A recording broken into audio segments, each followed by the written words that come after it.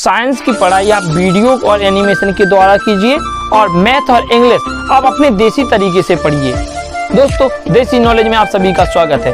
यदि आपको math, English और साइंस से लगता है डर, तो जल्द से जल्द देसी नॉलेज को सब्सक्राइब कर। जय हिंद, जय भारत। हेलो दोस्तों, देसी नॉलेज में आप सभी का स्वागत है। मैं प्रदीप अब आज के लिए लेके आया हूँ आज इंडियन जीके यानी भारत की जीके।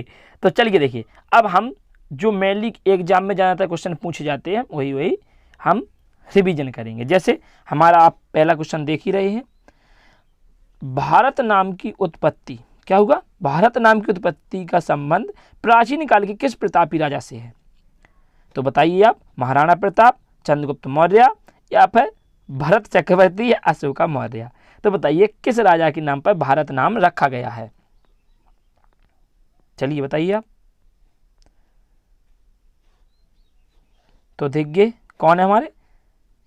भरत चक्रवर्ती।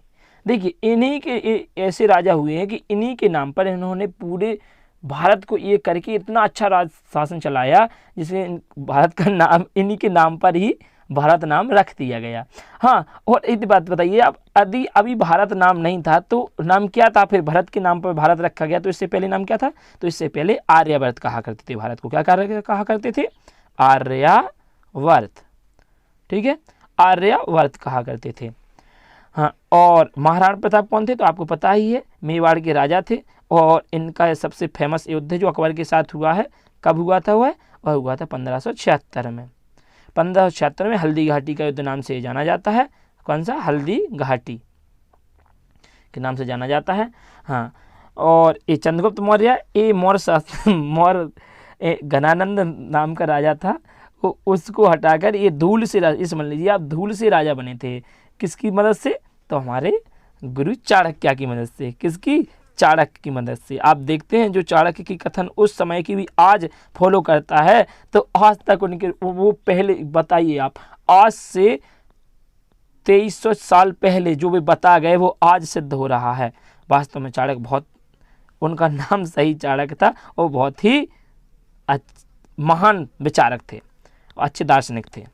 हाँ, और महाराणा प्रताप हो गए अशोका। देखिए इन्हीं का पुत्र था बिंदुसार। किसका? चंद्रगुप्त मौर्य का। और अब कह सकते हैं अशोक है जो इन्हीं के नाती थे, बिंदुसार जी के लड़के थे। और अशोक को ही महाराजा कहा गया है क्योंकि अशोक के शासनकाल में अशोक ने, जब से कलिंग का युद्ध हुआ 2061 ईसा पूर्व, तब से उन्होंने जीवन में एक संन्यास ले लिया था, कभी युद्ध नहीं करूंगा, और उन्होंने पूरे भारत को एक सूत्र में बांध दिया और बौद्ध धर्म के प्रचारक बने और बौद्ध धर्म के माध्यम से इन्हें पूरे देश को एक कर दिया था। इसी से इनका शासन बहुत अच्छा माना जाता है। कुछ जिन्होंने हिंसा भी बिल्कुल नहीं की, नहीं तो ये इतना ज़्यादा हिंसक राजा था अशोक कि अपने 100 भाइयों को पीछे करके, यानी 100 भाइयों को मार कर राजा बना था। तो बताइए आप, और इस युद्ध में एक किस के बीच में हुआ था? कलिंग का युद्ध। तो कलिंग के राजा, कलिंग कहा जाता था पहले किसको? उड़ीसा को। किसको कहा जाता था? उड़ीसा को। उड़ीसा में आज भी कलिंग स्टेडियम और कई जगह का नाम कलिंग है। तो उड़ीसा को पहले कलिंग कहा जाता है। वहाँ के राजा थे खारवेल। कौन थे? राजा खारवेल। उन्हीं से इनका युद्ध हुआ था। किसका? अशोक का। तो ये कलिंग बीच में पड़ता था और उनका जो अशोक का शासन था उसके उस पार भी था, तो उन्होंने सोचा इसको क्यों ना हम अपने में मिला लें, और ये युद्ध कुछ नाम से जाना था, वो युद्ध कलिंग के नाम से जाना जाता है। कब हुआ था? 261 ईसा पूर्व हुआ था। तो चलिए हम अगले क्वेश्चन पर चलते हैं। हमारा अगला क्वेश्चन है, तो आप समझ ही गए होंगे कि ये किसके नाम पर रखा गया? भरत चक्रवर्ती के नाम पर। वो भरत किसके पुत्र थे? तो ये थे कालिदास जी ने एक नाटक लिखा है, आपने नाम सुना ही होगा। क्या नाम है उसका? उसका नाम है अभिज्ञानम शाकुंतलम। क्या नाटक का नाम क्या है? नाटक है अभिज्ञानम शाकुंतलम नाटक। और वे शकुंतला की पुत्री हैं भरत, जो इनकी कहानी मैं कभी फिर बताऊंगा, अभी तो आप क्वेश्चन कीजिए। चलिए अगला क्वेश्चन है, भारत का सबसे बड़ा शहर कौन सा है? बताइए आप। भारत में देखिए 4 महानगर हैं, जिनमें से सबसे बड़ा कौन सा है? ये चारों यही लिखे हुए हैं, मुंबई, कोलकाता, दिल्ली और मद्रास। मद्रास को चेन्नई भी कहा जाता है। क्या कहा जाता? चेन्नई। पहले मद्रास बड़ा हुआ करता था, पूरा हैदराबाद वगैरह सब मिले रहते थे, कर्नाटक, बेंगलोर, ये सब उसी में थे, उसको मद्रास कहा जाता था। जितना दक्षिण भारत का एरिया है महाराष्ट्र के नीचे वाला, वह पूरा पहले मद्रास कहा जाता था, लेकिन अब खासतौर पे जो मेनली है वह चेन्नई को ही कहा जाता है। चलिए तो बताइए इसका शहर कौन सा है। सबसे पहला शहर मुंबई, कोलकाता, दिल्ली है, तो इसका सबसे बड़ा, भारत का सबसे बड़ा शहर है वह है मुंबई। कौन है? मुंबई। पहले मुंबई को ही बम्बई कहा जाता था, और इसमें गुजरात और महाराष्ट्र पूरा एरिया मिला हुआ था।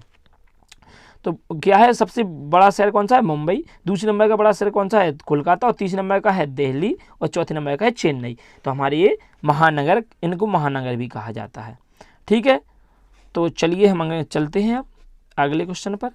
और हाँ, एक बात और देखिए, दिल्ली से पहले भारत की राजधानी क्या हुआ करती थी? कोलकाता। कब? यानी 1912 से पहले। कब से? 1912 से बनी हमारी दिल्ली राजधानी, 1912 से पहले कोलकाता राजधानी हुआ करती थी भारत की। तो आप ये ध्यान रखना हमेशा से। चलिए अब हम आगे अगले क्वेश्चन पर चलते हैं। भारत का सबसे बड़ा राज्य कौन है? देखिए, अब इस क्वेश्चन में आपको कंफ्यूज होंगे, आप कहेंगे सर जी ने इसमें ना तो ये बताया कि क्षेत्रफल में या जनसंख्या में, तो हम कौन सा कह दें कि कौन सा बड़ा राज्य है ना। तो देखिए ऑप्शन कौन कौन से? उत्तर प्रदेश, महाराष्ट्र, राजस्थान और मध्य प्रदेश। अब देखिए इसमें उत्तर प्रदेश भी और राजस्थान भी, आप कहेंगे क्या? तो एक बात हमेशा ध्यान रखना है इस प्रकार के कन्फ्यूजन क्वेश्चनों में, तो आपको क्षेत्रफल लेके ही चलना है। क्या लेके चलना है? क्षेत्रफल, क्योंकि सबसे बड़े का मतलब होता है क्षेत्रफल से ही होगा, क्योंकि जनसंख्या से नहीं होगा। अगर जनसंख्या होगी तो जनसंख्या दी जाती, तो इसका आंसर क्या मानेंगे हम? राजस्थान। तो राजस्थान हमारा क्षेत्रफल में सबसे बड़ा राज्य है भारत का। और जनसंख्या में कौन है? तो जनसंख्या हमारा उत्तर प्रदेश है। कौन है?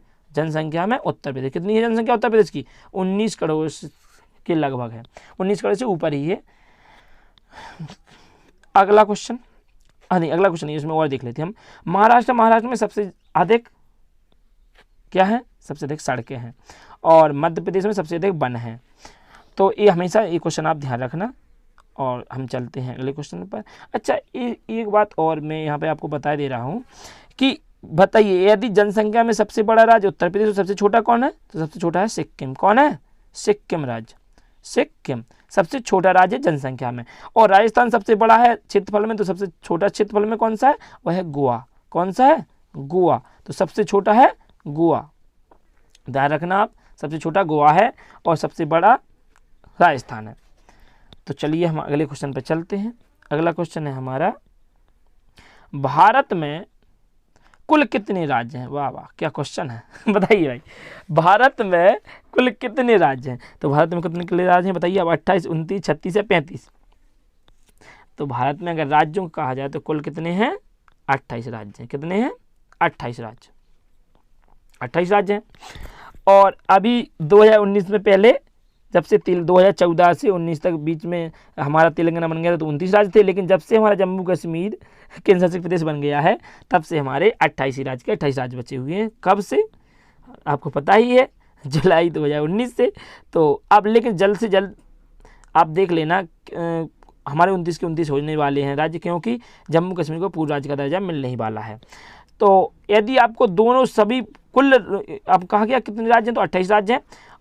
और केंद्र शासित प्रदेश कितने हैं? तो केंद्र शासित प्रदेश हैं हमारे 8। कितने हैं? 8 केंद्र शासित प्रदेश हैं। अब आपका हो गया, अभी थे 9 थे केंद्र शासित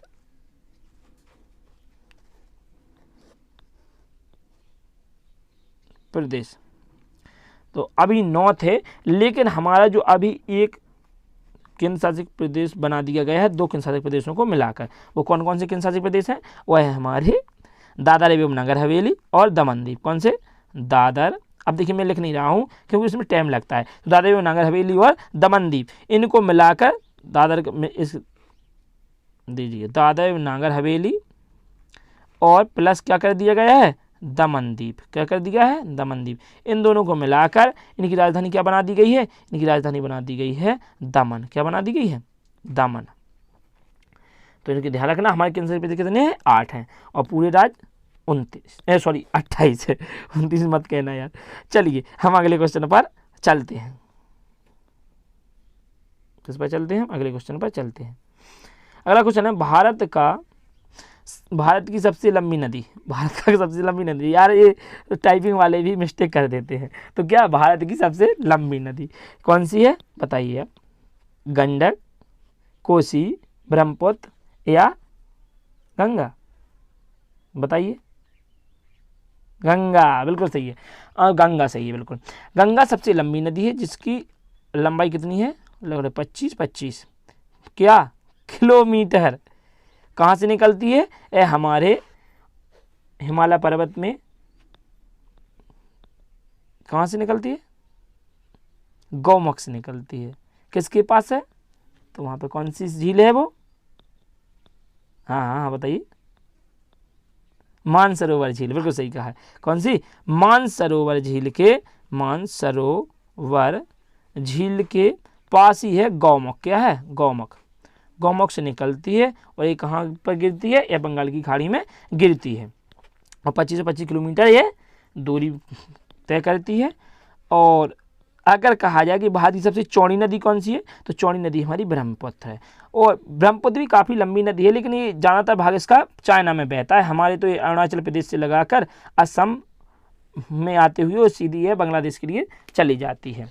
हाँ, और गंगा को देखना, एक बात और ध्यान रखना आप, गंगा को बंगाल में, गंगा दो भागों में बट गई, एक भागीरथी एक हुगली नदी, ठीक है। और उसके बाद गंगा को यह जैसे ही बांग्लादेश में पहुंचती तो बांग्ला में इसको जमुना कहते, क्या कहते, जमुना। और जब जमुना आगे जाके किससे मिल जाती है, और जमुना ही आगे मिल जाती है मेघना, क्या बनती है, मेघना। जब इसमें ब्रह्मपुत्र नदी आके मिल जाती है तो ये मेघना बन जाती है। तो ये ध्यान रखना आप। तो गंगा के ही नाम है, क्या क्या है, हुगली, जमुना और मेघना। मेघना जब यह है बंगाली खाड़ी में गिरती है, जब इसे मेघना कहते हैं। और गंडक नदी यह हमारी उत्तर प्रदेश में ही है। और कोसी नदी को बिहार का शोक कहते हैं। अभी कोसी नदी अच्छी खासी बह रही है क्योंकि बिहार में बाढ़ आ रही है, तो इसलिए कोसी नदी को बिहार का शोक कहा जाता है। और हुगली नदी को बंगाल का शोक कहा जाता है। किसका, बंगाल का शोक कहा जाता है, ये बंगाल में ज़्यादा बहती है। चलिए हम अगले क्वेश्चन पर चलते हैं, तो ये ध्यान रखना आप।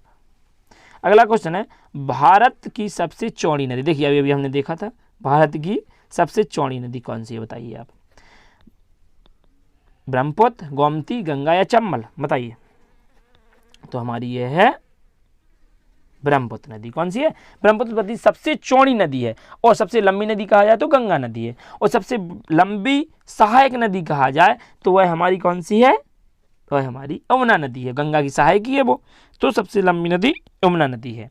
हाँ, और देख लीजिए आप जानते ही हैं कि गोमती नदी के किनारे कौन सा शहर, लखनऊ शहर गोमती नदी के किनारे बसा हुआ है। ये बहुत ज़्यादातर पूछा जाता है। और जौनपुर भी गोमती नदी के किनारे बसा हुआ है। गंगा को आप जानते हैं सबसे लंबी नदी है। और चंबल कैसी, कौन सी, चंबल कहाँ से निकलती है, तो ये मध्य प्रदेश के से निकलती है और राजस्थान होते हुए यह राजस्थान को जीवन देने वाली रेखा कह सकते हैं नदी है। और इसमें दो राजस्थान में, एक मध्य प्रदेश में बांध बनाए गए हैं, ठीक है। तो वो आप देख लेना। अब हम जब इसके टॉपिक लाएंगे उसमें बताते चलेंगे। चलिए अब हम अगले क्वेश्चन पर चलते हैं। हमारा अगला क्वेश्चन है, भारत का सबसे ऊंची मीनार, भारत की मतलब सबसे ऊंची मीनार। तो देखिए आप, इन्होंने हर जगह पे का को की को का बना दिया। अच्छा ठीक है, चलिए भाई हम की करें देते हैं। देखिए लीजिए आप, हमें की करिए देते हैं। अरे की क्यों नहीं हो रहा है, चलिए हम ही कहिए देते हैं। चलिए आपको समझ में आ रहा है, बढ़िया, बहुत बढ़िया।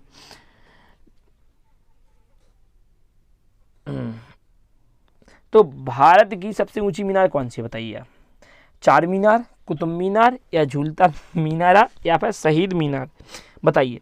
तो हमारी सबसे ऊंची मीनार कौन सी है, कुतुब मीनार। कहाँ पर है, दिल्ली में। किसने बनवाई थी, तो गुलाम वंश के संस्थापक कौन थे, कुतुबुद्दीन ऐबक, उन्हीं ने इस मीनार को बनवाया था। और इसका पूरा निर्माण नहीं करा पाए थे वो, फिर इसका पूरा निर्माण कराया था उनके जो सेनापति थे, इल्तुतमिश। कौन थे, इल्तुतमिश ने इसका पूरा निर्माण किया था। और फिरोज शाह तुगलक का आपने नाम सुना होगा, जो उसकी सबसे ऊपर वाली मंजिल है उसको फिरोज शाह तुगलक ने बनवाया था। किसने बनवाया था, फिरोज शाह तुगलक, यह तुगलक वंश से है, फिरोज शाह तुगलक ने बनवाया था। तो ये हमारे कुतुब मीनार से पूरे क्वेश्चन हुए। हाँ, और ये चार मीनार कहाँ पर है, ये चार मीनार हमारी है हैदराबाद में। और झूलता हुआ शहीद मीनार ये कोई ज़्यादा खास नहीं है। हाँ, और एक बात और सुन लीजिए आप, क्योंकि देखिए कुतुब मीनार की जो बाद जो शासन किया वो इल्तुतमिश ने किया, वो इल्तुतमिश की ने अपने बच्चों को शासन नहीं किया करने दिया, क्योंकि वह अयोग्य थे, वह जानता था कि थे, तो उसने अपनी बेटी को क्या शासन दिया, जिसका नाम था रजिया बेगम। क्या था? रजिया सुल्तान का नाम सुना आपने ना, रजिया। तो वह रजिया कौन थी? रजिया इल्तुतमिश की ही लड़की थी। किसकी लड़की थी? इल्तुतमिश की। कौन? रजिया सुल्तान। आपने सुना है ना, एक गाना भी है, रजिया गुंडों में फंस गई ना। हाँ, आप ध्यान रखना। आप क्या है कि ये इसी से वो गाना बना था कि क्या है कि रजिया के खिलाफ बहुत काफ़ी लोगों ने साजिश रची थी, क्योंकि उस वक्त पहली महिला थी जो महाराज बनी थी, यानी जो महारानी बनी थी, यानी पूरी सत्ता हाथ में ली थी, वह पहली सुल्तान थी। तो इसीलिए सब कोई खपा था उसे। तो ये गाना वहीं से बना था। चलिए अब गाना को छोड़िए आप, तो रजिया सुल्तान को आप रखना याद कि पहली महिला सुल्तान कौन थी? तो रजिया सुल्तान थी। चलिए अब हम अगला, वो किसकी पुत्री थी? इल्तुतमिश की थी। कब से कब तक शासन किया इसने? तो इसने किया 1236 से 1240 तक। कब तक? 40 तक। और ऐसा माना जाता है कि इसका विवाह भटिंडा के राजकुमार के साथ हुआ था, और रास्ते में भटिंडा जाते हुए इसकी मौत हो गई थी कोई संदिग्ध हालत में। तो चलिए आप अगले क्वेश्चन पर चलते हैं। अगला क्वेश्चन है हमारा, भारत का सबसे लंबा बांध कौन सा है? क्या है? भारत का सबसे लंबा बांध कौन सा है? तो भारत का सबसे लंबा बांध बताइए आप। भांगड़ा नागल बांध है, या फिर इंदिरा सागर बांध है, या फिर हीराकुंड बांध है, या फिर नागार्जुन बांध है? बताइए आप। तो सबसे लंबा बांध हमारा हीराकुंड बांध। कौन सा है? हीराकुंड बांध। यह किस नदी पर है? यह महानदी पर है। कहाँ पर है? महानदी पर है, और है उड़ीसा राज्य में। कहाँ पर है? उड़ीसा राज्य में है। और कहा जाए भारत का सबसे बड़ा बांध कौन सा है? तो वह है भांगड़ा नागल बांध। कौन सा है? भांगड़ा नागल बांध। यह किस नदी पर है? तो यह सतलुज नदी पर है, सतलुज। और यह कहाँ पर है? यह है हमारा जो सतलुज बांध कहाँ पर है? हिमाचल प्रदेश और पंजाब में कहा जाता है, लेकिन इसको माना जाता है कहाँ पर? हिमाचल नहीं, पंजाब में माना जाएगा। कहाँ पर माना जाएगा? पंजाब और हरियाणा की बॉर्डर पे माना जाता है। आपको ऐसा पूछा जाए कि रियलिटी में कहाँ पे, तो देखिए आप, भांगड़ा बांध है वह है हमारा पंजाब में, और नागल बांध है वह हमारा, ये वैसे दो बांध हैं ये। तो नागल बांध है हमारा हिमाचल प्रदेश में। ठीक है, तो भांगड़ा अकेला पूछा जाए, तो अगर भांगड़ा नागल बांध पूछा जाए पूरा, तो यह हमारा हिमाचल प्रदेश लगाना आप। और अगला भांगड़ा पूछा जाए तो पंजाब में है, और नागल पूछा जाए तो वह हमारा हिमाचल प्रदेश में है। और इंदिरा सागर बांध ये हमारा चंबल नदी पर है। और नागार्जुन बांध हमारा कृष्णा नदी पर है। किस पर है? कृष्णा नदी पर। यदि याद ना हो आपको तो ये ध्यान रखना, क्या ध्यान रखना आप कि देखिए अर्जुन और कृष्ण, देखिए कृष्ण किसी संबंध है? अर्जुन से। तो क्या किस नदी पे होगा नागार्जुन बांध? अर्जुन किससे होंगे? कृष्ण से, तो कृष्णा नदी पर होगा। और ये किस राज्य में है नागार्जुन बांध? यह है हमारे आंध्र प्रदेश में। कहाँ पर है? आंध्र प्रदेश में। तो चलिए हम अगले बांध पर चलते हैं, मतलब अगले बांध पर नहीं, अगले क्वेश्चन पर चलते हैं भाई। चलिए तो ये आप ध्यान रखना। हाँ, और एक और पूछा जाए, यदि सबसे ऊंचा बांध पूछा जाए, कौन सा पूछा जाए? सबसे ऊंचा बांध। तो सबसे ऊंचा बांध कौन सा है हमारा? सबसे ऊंचा बांध है हमारा कौन सा है? आप बताइएगा, हाँ कमेंट करके बता देना। चलिए अगला क्वेश्चन है हमारा, भारत की सबसे लंबी सुरंग कौन सी? भारत की सबसे लंबी सुरंग। तो कौन सी है भारत की सबसे लंबी सुरंग? बताइए, जवाहर सुरंग, या चेनानी सुरंग, या मालीगुड़ा सुरंग, या काम शेख सुरंग? कौन सी है? हाँ, चेनानी नासिरी सुरंग। देखिए अभी बनाई गई है, इससे पहले हमारी जवाहर सुरंग थी सबसे लंबी। और देखिए ये चेनानी नैसारी सुरंग क्यों नाम रखा गया? क्योंकि एक और सुरंग के नाम जो स्थान है उसका नाम है चेनानी, और दूसरी ओर जो सुरंग है उसका नाम है नैसारी।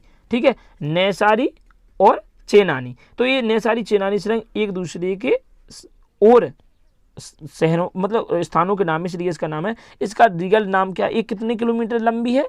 तो ये हमारी 4 पॉइंट कितनी है ये हमारी 4 1.94 किलोमीटर। कितनी? 94 किलोमीटर लंबी है। और इसे पत्नी टॉप सुरंग भी कहा जाता है। क्या कहा जाता है? पत्नी टॉप सुरंग। पत्नी टॉप सुरंग के नाम से भी जाना जाता है। और इसका अब ये भी नाम बदल दिया गया है। क्या नाम रख दिया गया इसका? श्यामा प्रसाद मुखर्जी सुरंग। क्या रख दिया गया नाम? श्यामा प्रसाद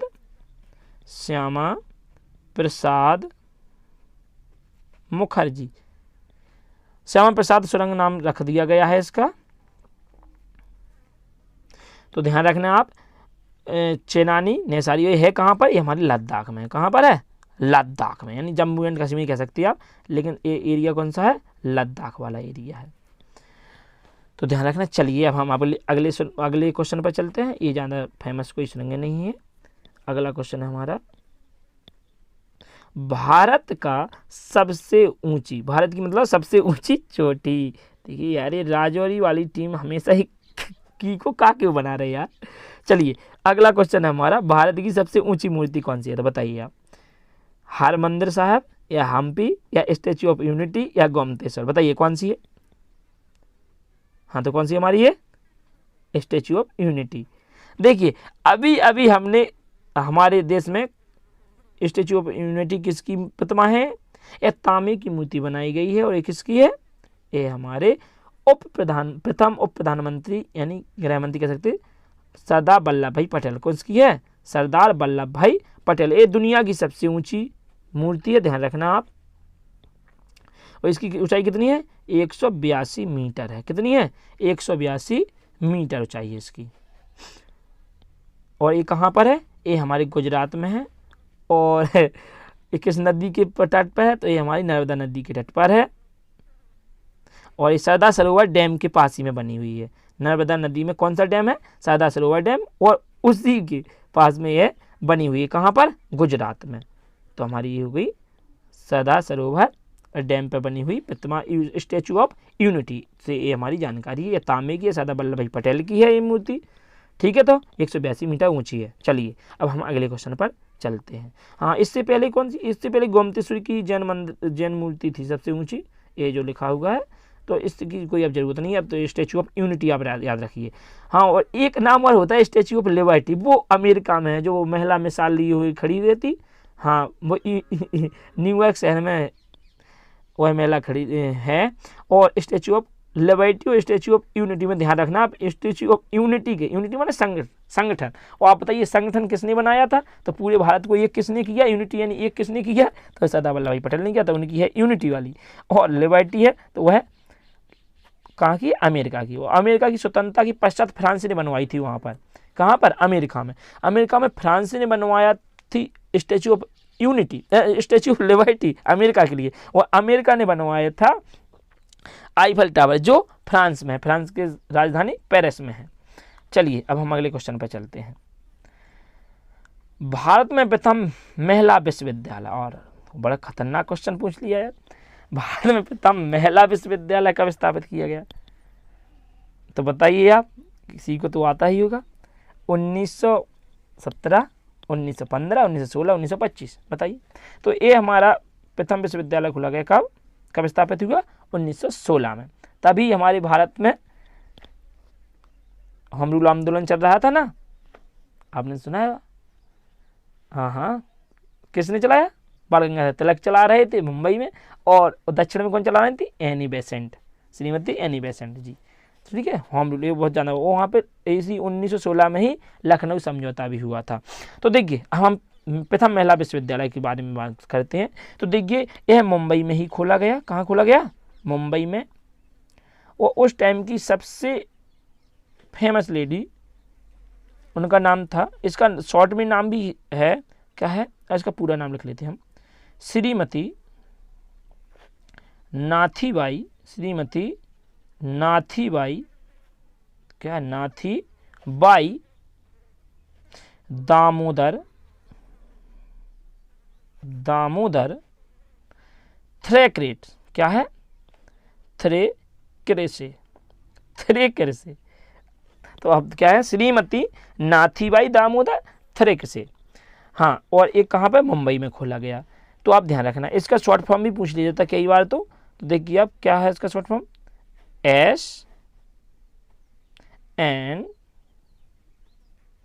SND। देखिए मैंने क्वेश्चन भी शामिल किया, आगे हम देख लेते हैं। तो चलिए अगले क्वेश्चन पर चलते हैं। लेकिन मैं वरना मैं लिखवाई देता, आप कहोगे लिखवाया नहीं, तो D और T। देखिए इस श्रीमती, N से नाथीबाई, और D से दामोदर, और T से थ्रैंक से। तो चलिए अब अगला क्वेश्चन आपके लिए यही आ गया है। क्या है, भारत का प्रथम विश्वविद्यालय है कौन सा, बताइए। श्री पद्मावती विश्वविद्यालय, या SNDT महिला विश्वविद्यालय, या वनस्थली विद्यापीठ, या LSR महिला विश्वविद्यालय, बताइए। तो यह हमारा कौन सा है, आपको तो पता ही है, SNDT। कौन सा है, श्रीमती नाथीबाई, दामोदर और थ्रैक से। तो ठीक है, ये उस टाइम की अच्छी फेमस लेडी थी, इसलिए इनके नाम पर ही विश्वविद्यालय खोला गया। चलिए अगला क्वेश्चन, भारत का प्रथम विश्वविद्यालय कहाँ स्थापित किया गया। अरे कितने क्वेश्चन डाल दिए यार विश्वविद्यालय से। तो चलिए प्रथम विश्वविद्यालय कहाँ हुआ, अभी मैंने ऊपर देखा था हमने, तो कहाँ पर, मुंबई में। कहाँ पर खोला गया, मुंबई में। और आपने अभी भी तो देखा ही है कि मुंबई का महाराष्ट्र की राजधानी भी है, और अभी महाराष्ट्र के मुख्यमंत्री कौन है, तो उद्धव ठाकरे हैं। ठीक, अगला दिल्ली। दिल्ली तो आपको पता ही है कब राजधानी बनी भारत की, तो कब बनी, 1912 को राजधानी भारत की बनी। इससे पहले कोलकाता थी राजधानी, और बेंगलुरु ये कर्नाटक की राजधानी है, कोलकाता बंगाल की राजधानी है। और बंगाल की मुख्यमंत्री अभी बनी, कौन बनी, श्रीमती ममता बनर्जी जी। और वहाँ के राज्यपाल कौन है, वहाँ के राज्यपाल हैं जगदीश सिंह धनखड़। तो ये हमेशा ध्यान रखते रहना। चलिए अगले क्वेश्चन पर हम चलते हैं। अगला क्वेश्चन है हमारा, एशियाई खेलों में स्वर्ण पदक प्राप्त करने वाली पहली भारतीय महिला। देखिए एशियाई खेल क्या है, जो एशिया महाद्वीप में खेले जाते हैं, वह एशिया महाद्वीप में अभी 2018 में हुए थे, अब 2022 में होंगे। अभी 2018 में हुए थे, और कहाँ पे हुए थे, इंडोनेशिया में हुए थे। तो अब फिर से होनी है, तो ये 4 साल में होते हैं। और तो इसमें देखिए पहली महिला जो स्वर्ण पदक जीती, बताइए। कमलजीत संधू, सुचेता कृपलानी, रजिया बेगम। देखिए रजिया बेगम के बारे में भी पढ़ा हमने, और बछेंद्री पाल। तो बताइए इनमें से कौन है, तो इनमें से है कमलजीत संधू, ये सही आंसर है। कमलजीत संधू सही आंसर है। और देखिए कमलजीत संधू वह पहली महिला है जिन्होंने स्वर्ण पदक जीता, किसमें, एशियाई खेलों में। और सुचेता कृपलानी जी पहली महिला मुख्यमंत्री हैं भारत की। कौन सी, पहली महिला मुख्यमंत्री, पहली महिला मुख्यमंत्री यानी CM। कहाँ की है ये, तो ये कहाँ की बनी थी, ये बनी थी यूपी की, यानी उत्तर प्रदेश की। 1963 में बनी थी ये उत्तर प्रदेश की मुख्यमंत्री, ध्यान रखना आप, क्योंकि उत्तर प्रदेश की भी पूछा जा सकता, ये भी पूछा जा सकता है कहाँ से थी, तो ये उत्तर प्रदेश। और देखिए प्रथम राज्यपाल भी सरोजिनी नायडू उत्तर प्रदेश से ही बनी थी, प्रथम राज्यपाल भी पूछा जाए तो उत्तर प्रदेश से। अब बताइए रजिया बेगम प्रथम महिला सुल्तान थी। कौन थी, प्रथम महिला सुल्तान। और बछेंद्री पाल थी कौन, प्रथम महिला पर्वतारोही, यानी हिमालय पर्वत एवरेस्ट पर चढ़ने वाली, हिमालय पर्वत पर चढ़ने वाली पहली महिला, माउंट एवरेस्ट पर पहुंचने वाली पहली महिला, हिमालय पर्वत पे चढ़नी पर्वतारोही है ये कौन, बछेंद्री पाल। तो चलिए अब हम अगले क्वेश्चन पर चलते हैं। अगला क्वेश्चन हमारा है, लास्ट क्वेश्चन है आज का, माउंट एवरेस्ट पर चढ़ने वाली पहली भारतीय महिला कौन है। आप बताइए, आप अभी हमने देखा है, अभी भी देखा था, देखिए आप। तो बछेंद्री पाल कौन थी, तो बछेंद्री पाल कौन है, अरे सॉरी यार, हाँ देखिए माउंट एवरेस्ट पर चढ़ने वाली पहली भारतीय महिला कौन थी। बताइए भाइयों बहनों, आपको बताना है कि इनमें से पहली भारतीय महिला माउंट एवरेस्ट पर चढ़ने वाली कौन थी। मैं बता दे रहा हूँ कौन है, बछेंद्री पाल। कौन है, बछेंद्री पाल। हाँ अब एक कल्पना चावला कौन थी, तो कल्पना चावला प्रथम भारतीय महिला जो अंतरिक्ष में गई थी। कहाँ पर, अंतरिक्ष में गई थी। कहाँ से गई थी, तो अमेरिका की नासा कंपनी से गई हुई थी। और कहाँ से थी, ये हरियाणा की करनाल जिले से थी। हाँ वही करनाल जहाँ दूध उत्पादन वाला संगठन हमारा क्या है, किसके लिए करनाल फेमस है? वह है हमारा दूध के लिए। तो दूध संस्थान कहाँ पर है? कर्नाटक में है। तो कल्पना चावला प्रथम अंतरिक्ष में जाने वाली प्रथम महिला थी। और अगर पहले पुरुष कहा जाए तो वह थे राकेश शर्मा। कौन थे? राकेश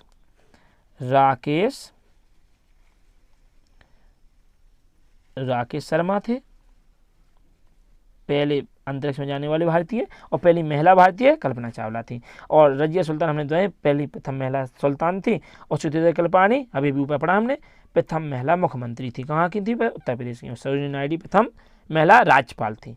तो चलिए हमने आज के क्यूज पूरे कर लिए।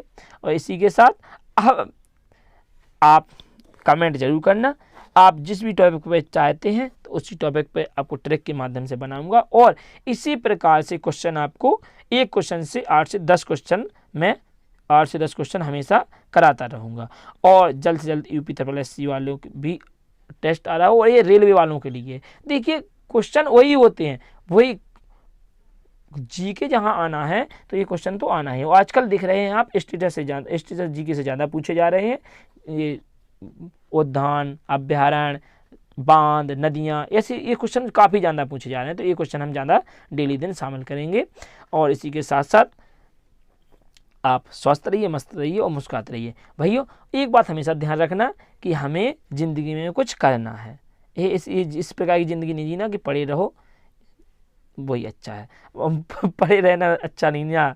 क्या है कि देखिए आज से 50 साल नहीं 70 साल पहले नेहरू जी ने भी कह दिया था कि आराम हराम है। तो आराम हराम ही है। तो अभी मेहनत कर लीजिए, ज़िंदगी सुखमय होगी। जय हिंद, जय भारत। भाइयों बहनों, देश वाले स्वागत है। देवियों सज्जनों, देसी माला में स्वागत है।